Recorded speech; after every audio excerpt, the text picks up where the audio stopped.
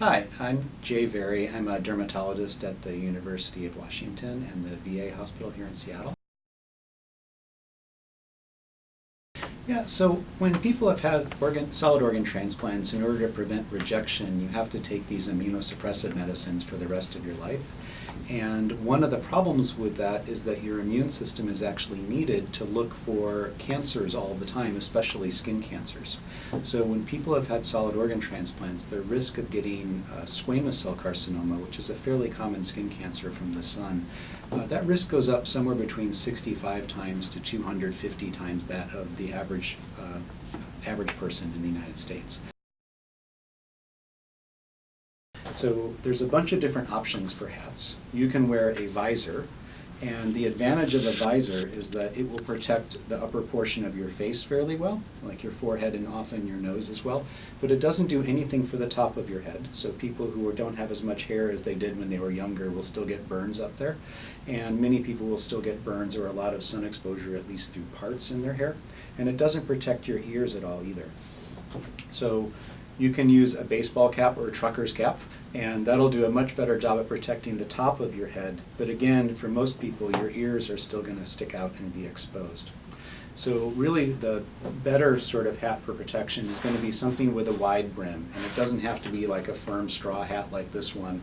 It can be soft and cloth. But you want something that's going to cover not only the top of your head, but also help cover the back of your neck and the sides of your ears. What you want to look for is the SPF label. And the SPF label is usually going to be a 2-digit number, usually somewhere between like 8 and 100. And the SPF stands for sun protection factor. And sun protection factor means that that's how much time you can spend in the sun without getting a burn compared to if you weren't wearing the sunscreen at all. So for example, an SPF 30 means that if you normally would burn in a minute out in the sunlight, you could be out there for 30 minutes before you would burn. So it's 30 times your natural protection. The other thing that you want to look for, in addition to that SPF number, is you want to look for the word broad spectrum, which is sometimes going to say UVA/UVB, and sometimes it's just going to say broad spectrum. So there's two types of UV light that hit the Earth's surface. UVA, which is not as energy intense but penetrates deeper into the skin, and UVB, which is a lot higher energy but doesn't penetrate as deeply. UVB is very efficient at causing sun burns, and it causes DNA damage very efficiently. Because UVB leads to burns, the SPF rating, the 30 rating or 50 rating or 100 rating, that pertains actually only to how easily you can burn. So it's really important for it to block UVA as well. So the FDA has come up with a minimum level of UVA protection that you have to have in order to be labeled as broad spectrum.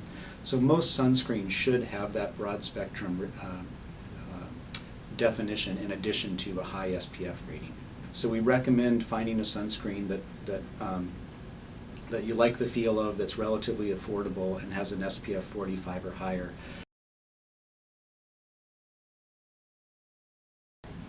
Yeah, so UPF ratings are used to rate different sun protective clothes, and you can think of them as being similar to SPF ratings. So UPF 50 and UPF 100 are the most common that I see, and they're about equivalent to SPF 50 and 100.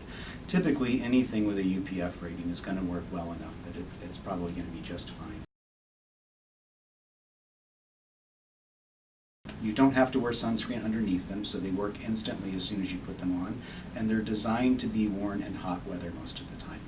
So the most common ones that you'll see are these sort of rash guard ones, where they usually have a high collar and long sleeves. And these are kind of nice because you can use them when you're swimming, and they actually keep you warmer when you're swimming, and you don't have to worry about sunscreen rinsing off in the water because it does really quickly, and you have to reapply as soon as you get out otherwise. But there's all sorts of other sun protective clothes. You can get polos, you can get button-down shirts, they sell pants that are like this too. So there's a lot of varieties out there now, thankfully. And they're designed to be worn in hot weather, so by actually shading your skin, a long sleeve sun protective shirt can keep you cooler than if you're just wearing a t-shirt, for example, where the sun is hitting your skin. So not only do they protect you, but they're more comfortable as well. And most of them last for years with many, many different washings. So they're much more cost efficient than using sunscreen on a regular basis.